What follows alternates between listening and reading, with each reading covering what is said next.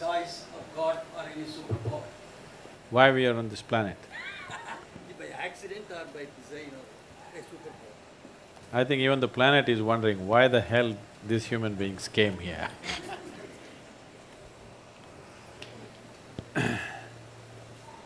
See, the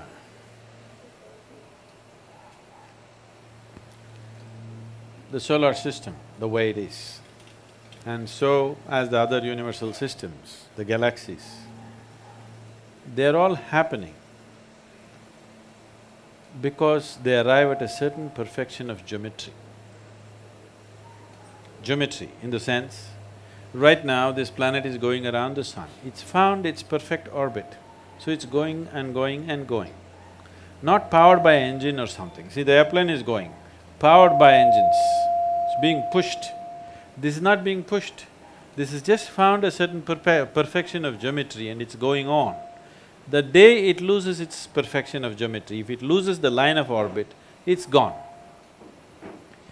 So in this process, life happens on this planet, also involving this geometry on various levels.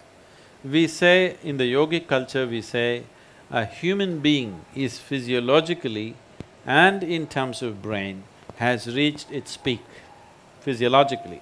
That is, after 1,000,000 years, you will not have a horn coming out of your head or something else, like the tail disappeared, something else will disappear. This cannot happen. We are saying this from a certain context. Today, the modern neuroscientists are saying similar things.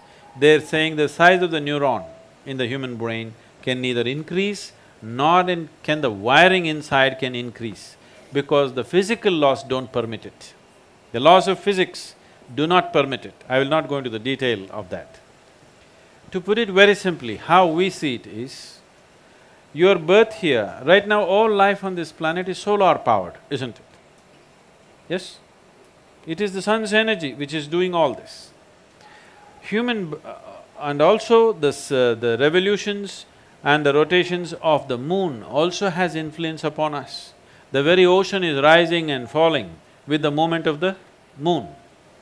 Only because our mothers' bodies were in tune with the cycle of the moon, we are born and we are here. Yes?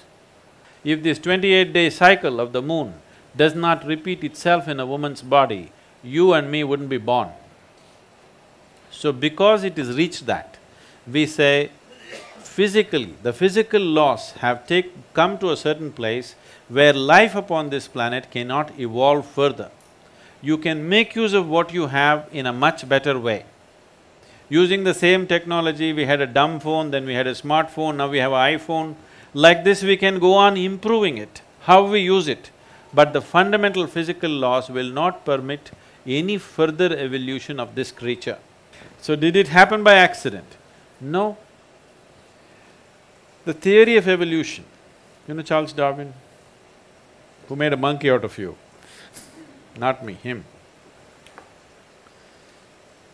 If you look at the theory of evolution, which was propounded just 150 years ago, we have said this thousands of years ago, in the sense, you know the 10 avatars? At least the 9 you know, those who have come. What is the first one? Matsya Avatara. Matsya Avatara means fish or water life. All life on this planet started underwater. What is the next avatara? Kurma Avatara, amphibious like a turtle, half in the water, half on the land. The next one is Varaha Avatara, a pig or a wild boar. Among the mammals, one animal which is strongly rooted in its body is a wild boar.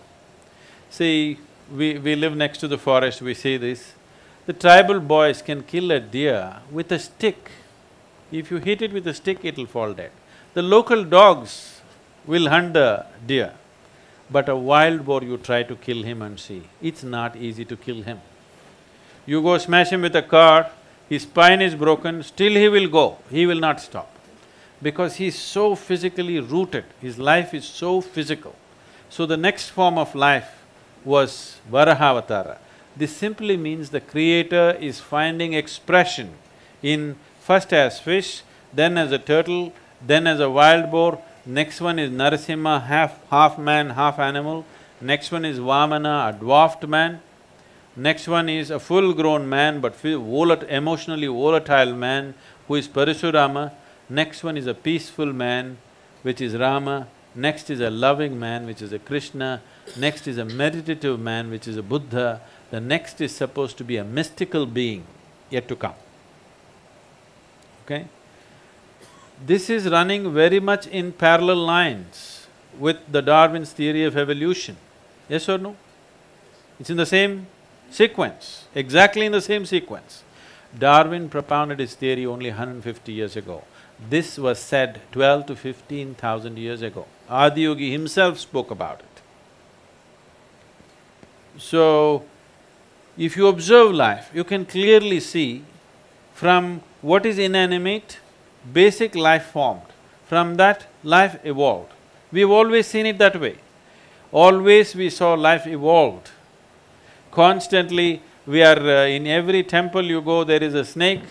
There are various symbolisms all around the place, because even today in your brain, one part of your brain is a reptilian brain.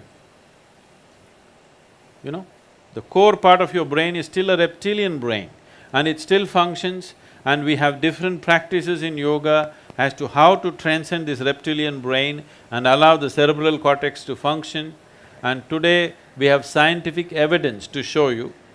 The University of California has done scientific studies on Shambhavi Mahamudra, the basic practice we teach usually. And they say if you practice Shambhavi Mahamudra for 3 months, the neuronal regeneration increases by 241%, a kind of percentage that's never been recorded in the history of any kind of research, okay? Just a simple practice for 21 minutes, 241% increase in your brain function and neuronal regeneration. This means as you grow old, you will become more intelligent. Usually young people think you're getting stupid. Yes, your brain is actually growing, you understand? It's getting better by the day. Now there is scientific evidence. We always knew this, but today a meter has to say it. If a man says it, it's not true. If a man says it, it's doubtful.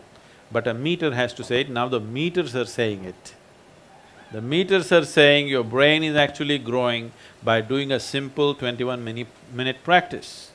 And you don't believe the meter. You just do the practice for 3 months and see, you will see how clear and how smart your mind is suddenly.